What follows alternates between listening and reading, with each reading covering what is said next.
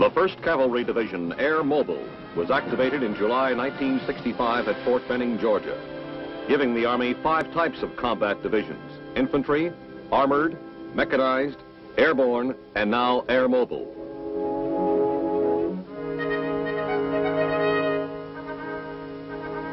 In September of 1965, the 1st Cavalry Division Airmoble was deployed to Vietnam.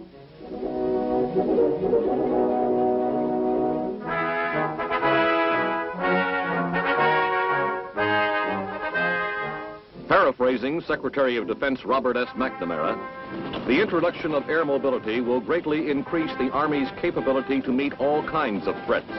It places the Army on the threshold of an entirely new approach to the conduct of land battles.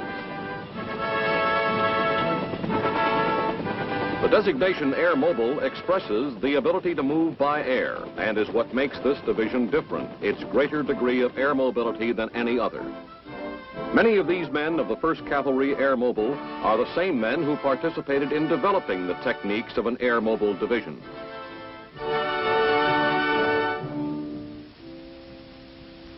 When testing the concepts of air mobility, they were members of the 11th Air Assault Test Division and the 2nd Infantry Division. The last test in which they participated, and which proved that air mobility on a division scale was practicable, took place in the Carolina Maneuver Area in November of 1964. The Tactical Operations Center is the heart of the division's command and control capability. The tempo and great distances characteristic of airmobile operations demand flexible and continuous communication with fast-moving combat units. This results in a heavy reliance on voice radio for communications.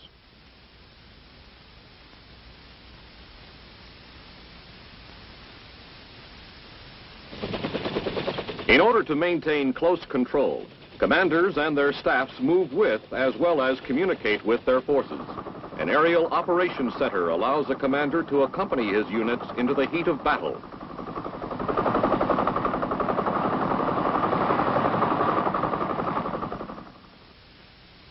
Although tactical airmobile units rely largely on voice radio for communications, scaled-down air-transportable radio teletype facilities are used for communications between the division and major subordinate elements.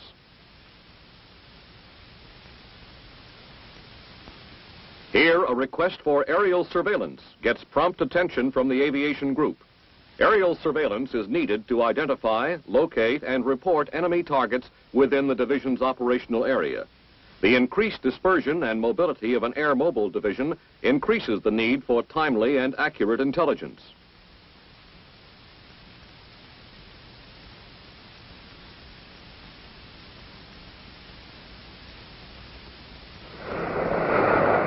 To produce that intelligence, the aviation group relies largely on visual and photographic acquisition of targets. Various Mohawks, however, are also equipped with side-looking airborne radar, with strobe units for night photography, and with infrared devices.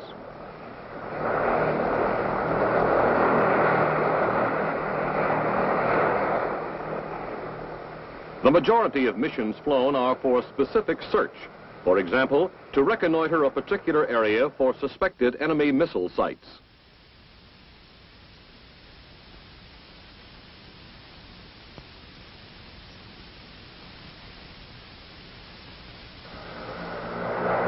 Mission completed. The Mohawk returns home with critical photographic information that will soon be available to headquarters.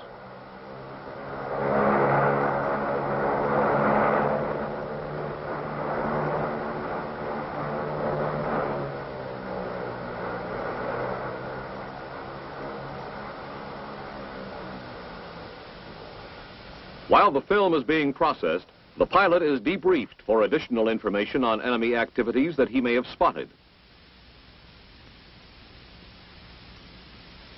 Within the division, imagery interpretation experts pinpoint the location and nature of enemy positions.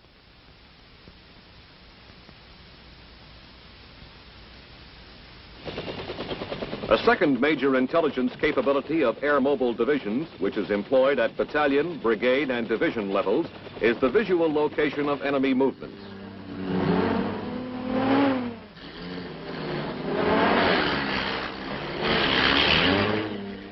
Reconnaissance patrols, slipped past enemy lines and landed by helicopter, also contribute significant intelligence on enemy activities. Surveillance can also be conducted during night operations and periods of low visibility.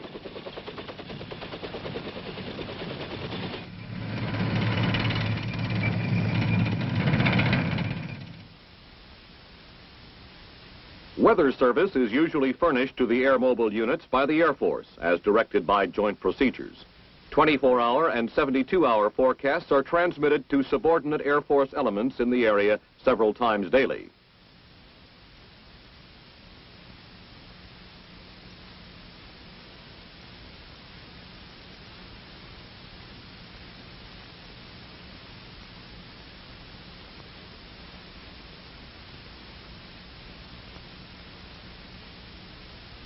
These outlooks, together with local observations at division base, are incorporated into intelligence summaries provided the division staff 4 times daily. During instrument flight conditions, air traffic control elements provide en route navigation and regulation assistance around the clock. As with any division, the commander is responsible for proper use of his airspace, but with airmobile units, coordination becomes more demanding. The movements of helicopter formations and surveillance aircraft within the combat zone are planned by individual headquarters and by tactical operations centers. Guidance devices range from radar, landing point lights, panels emplaced by pathfinders, and radio communications. All these devices may be used in one hastily set up forward area, such as this helicopter refueling pad, where traffic, however brief, is assuredly heavy.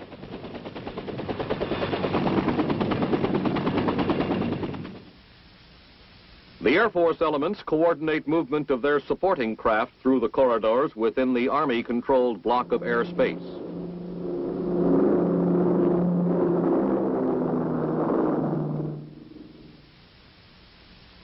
The tests show that Army air traffic regulation systems are sound, practicable, capable of moving large numbers of aircraft, and are compatible with other services.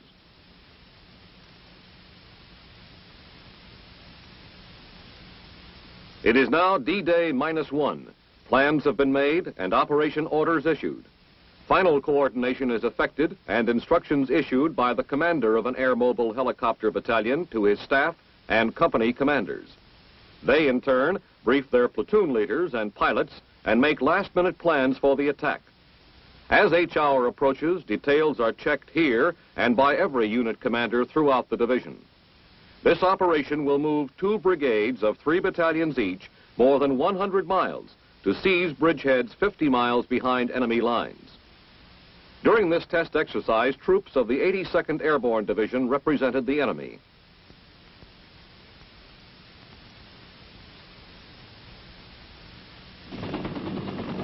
D-Day. Assault helicopters arrive in their pre-designated pickup zones.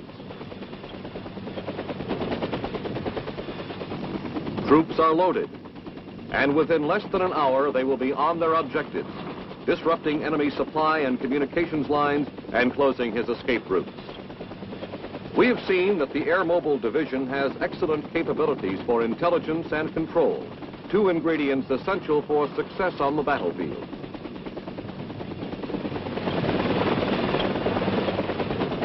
Now let's look at the capability that is expressed in its name, air mobility.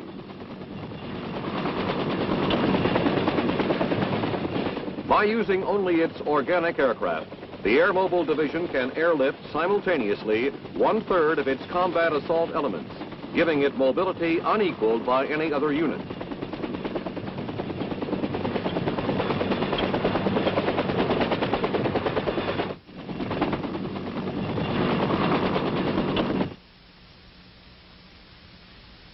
When Army aircraft are reinforced with aircraft from the Air Force, And with the use of airborne techniques to put assault units on the objective, this capability is increased tremendously.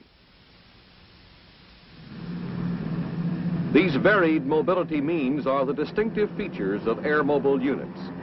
Once on the objective, their mission is the same as any combat unit, to close with and destroy the enemy.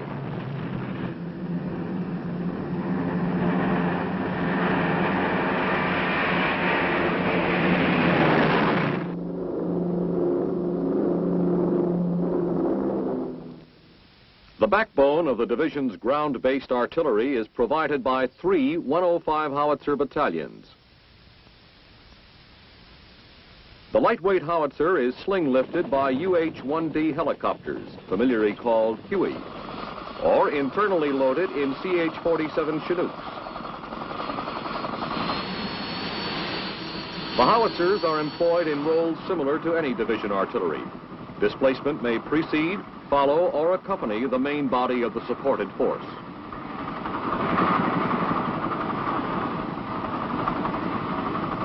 For placing suppressive fire close to the maneuver element, aerial rocket artillery provides a highly mobile capability.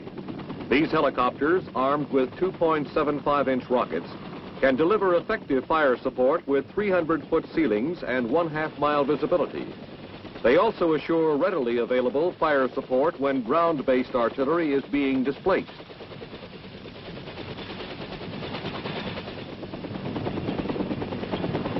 The displacement of ground-based artillery units is rapid, with the weapons seldom out of action for more than 28 minutes. Pre-planned night displacement of artillery batteries, when supported by pathfinders, can be accomplished as well and as rapidly as during daylight. With this mobility, howitzer battalions are able to provide continuous fire support to supported brigades. While supporting fires soften up the objectives, protection for the troop columns en route is provided by armed helicopters of the aerial weapons companies. By ranging ahead of troop carriers, escort aircraft neutralize enemy anti-aircraft weapons, draw enemy fire away from helicopter formations, and divert the main force around heavily defended enemy positions.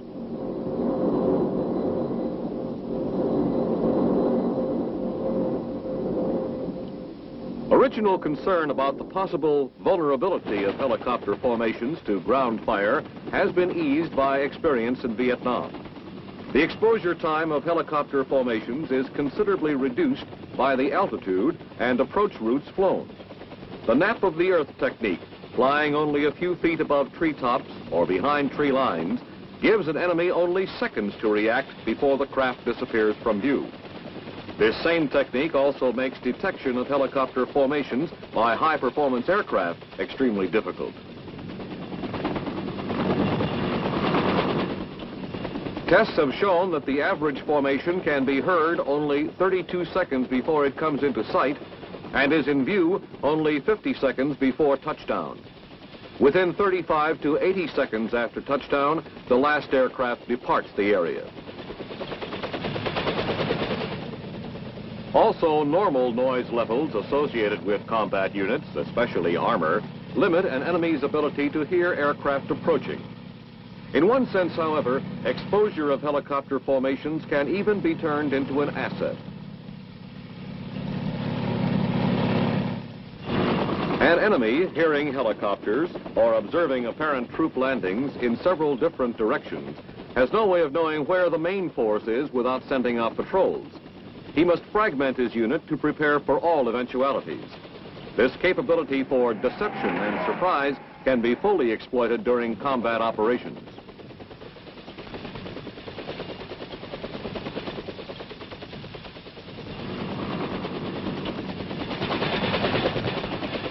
Armed helicopters traveling with the troop-carrying helicopters disrupt enemy defenses and keep his forces disorganized until the troop carriers arrive on the objective. As air-mobile operations frequently take units beyond the range of core artillery, a greater requirement is placed on the Air Force to provide close air support.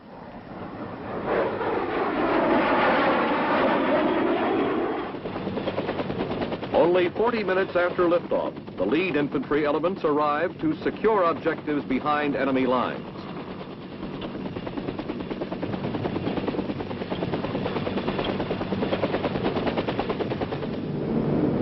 As the brigade attack gains momentum, additional units arrive as reinforcements and to seize other objectives. The versatility of air-mobile units is improved by their partial airborne capability, another effective means of delivering large numbers of troops on the objective. After the initial assault, helicopters are redistributed to air-landed and air-dropped units to increase their mobility. Terrain that prohibits aircraft landings is no barrier to air-mobile troops. Infantry units can rappel into an otherwise inaccessible area to seize vital installations. And engineers can soon have a helipad operational. From the various landing zones, the units move quickly into concealment and then move out to seize objectives. Once on the ground, air-mobile units still retain a mobility superior to other infantrymen. They can leave behind much equipment with the assurance that it can be delivered quickly when needed. Thus, unencumbered, air-mobile units operate cross-country without depending on road nets. Conversely, small parties can throw up roadblocks which, backed up by suppressive aerial fires, will force enemy units off the roads.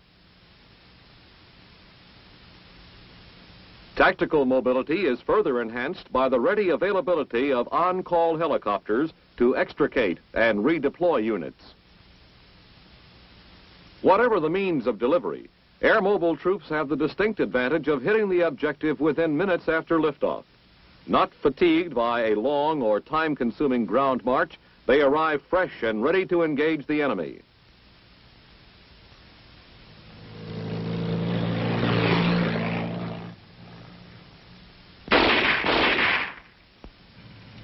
A counterattack by armored units or combined arms teams poses one of the most serious threats to air-mobile units, which have dispensed with armor and heavy anti-tank weapons in favor of increased mobility.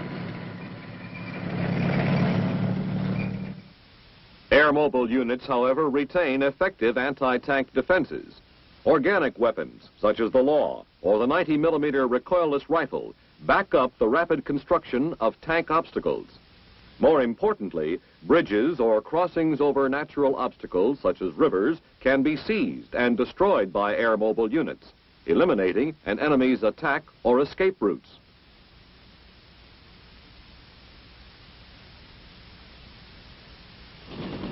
Air-mobile units, which are not dependent upon such crossing sites, can then press their attack against a constrained enemy who can be pinned against the natural obstacles.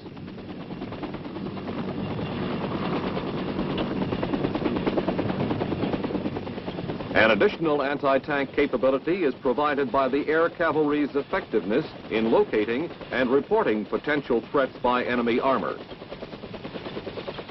This, coupled with the quick response time of armed helicopters, usually allows the employment of aerial anti-tank weapons against the enemy tank columns before they close with air-mobile ground forces.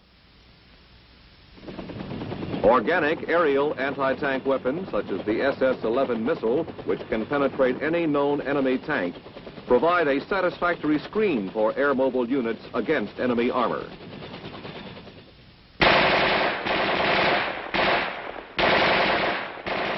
Once an objective is taken, there follows the equally important task of holding that objective. This means sustaining operations over an extended period of time in hostile territory, without an unacceptable reduction in maneuver, firepower, and logistical support. Such routine functions as the evacuation of prisoners of war and wounded personnel become especially critical with air-mobile units. The capacity of helicopters is limited, and large numbers of evacuees with the resulting diversion of manpower and aircraft from other functions could have serious repercussions.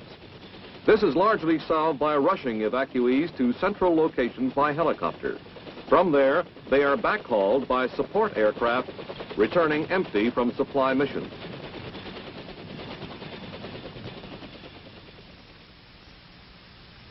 Sustained operations in hostile territory also demand adequate security of forward bases against enemy ground attack. The large number of aircraft in logger areas and near command posts makes detection from the air likely. While air-mobile techniques employ minimum ground security forces, they emphasize such passive measures as dispersion of aircraft and concealment of command posts. They also rely heavily on accurate intelligence and the speed with which on-call forces can redeploy to reinforce a base under attack.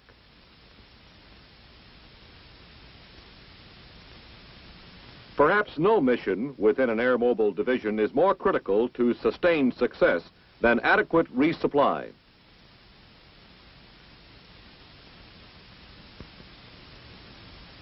All supplies originate outside the division and are handled by a logistical command.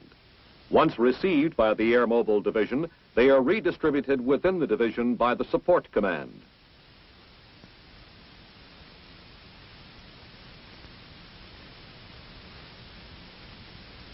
The control center determines where the inbound cargo is most urgently needed, and when the en route pilot calls in, he is diverted to that site.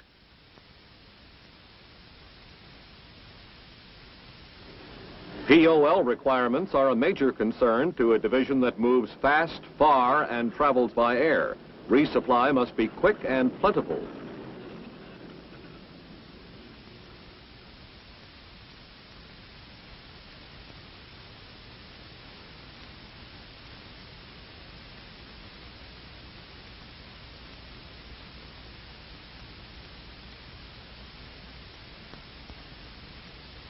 This 500-gallon rubber fuel container helps do the job. These drums can be carried by helicopters or pulled behind light vehicles over rough terrain. The ordinary challenges of resupply are further magnified in an airmobile division by the requirement for minimum stockages in forward areas. Airmobile units must travel light and cannot be burdened with supplies beyond their immediate needs. To cope with that problem, small mixed loads of supplies are tailored, pre-palletized, and coded to meet the expected requirements of specific tactical units. Also, supplies are put through directly to the using unit whenever possible to cut down on time and man hours.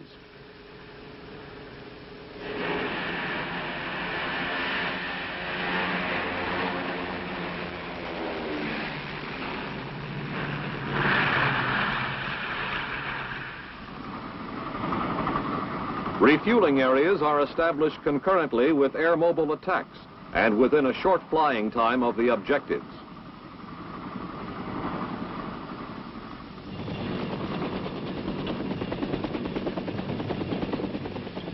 With this combination of coordination and mobility, a barren clearing in the woods is transformed within an hour's time into a din of activity as helicopters, which had just discharged combat troops on objectives, rush in to refuel and then stand by in logger areas for redeployment. Unlike POL, the requirements for rations within an airmobile division are no greater than in standard units, but they are requirements that must be met nevertheless. Both helicopters and organic ground vehicles are used to distribute rations to and within forward areas.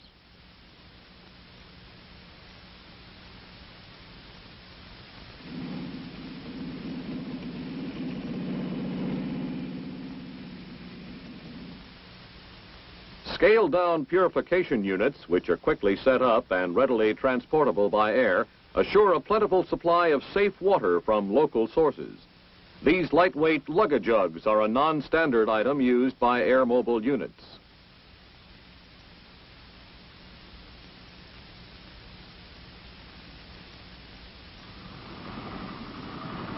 In any division, the systems and functions are dependent on each other for success. Firepower is of little import without intelligence, mobility of little consequence without communications, and all of these systems will soon deteriorate without proper maintenance procedures.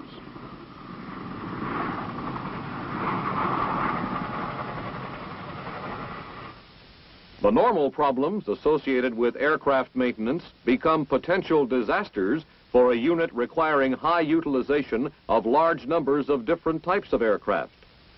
To cope with these problems, basic Army maintenance concepts have been modified for the Airmobile Division. Aircraft maintenance skills at organizational level have been raised. On-the-spot repair and rapid parts resupply are emphasized. At organizational level, aircraft maintenance is limited to repairs that can be completed in no more than 4 hours.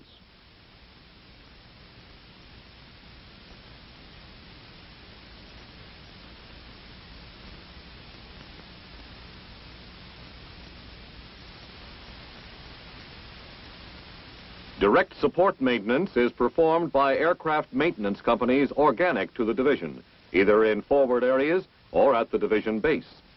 Direct support maintenance is limited to repairs that can be completed in 72 hours. With comparable skills at all division levels, ability to do the job within the time required, not the nature of the maintenance, becomes the determining factor.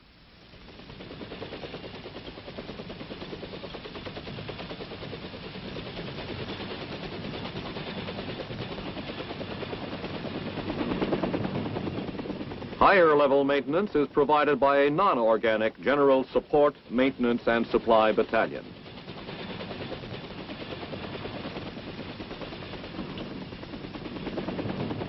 The Airmoble concept has been proven in test. Now in Vietnam, it is being proved in combat. In tactical situations, the distinctive capabilities of the Airmoble Division are due primarily to its greater strength in organic aircraft. Other divisions, in varying degrees, can be moved by air. The Airmoble Division, more than any of the others, can also move itself by air. This is what enables the Airmoble Division to move rapidly and directly to key objective areas over any kind of terrain and deliver its soldiers fresh and ready for immediate combat, to maintain operations at a rapid tempo and high intensity, and respond swiftly to changes in the tactical situation, to support itself logistically within the division area by means of its organic aircraft, to operate in enemy areas using only the enemy's vertical flank to get in and out, and to exploit rapidly any opportunities presented by the enemy and any advantages achieved by other friendly forces.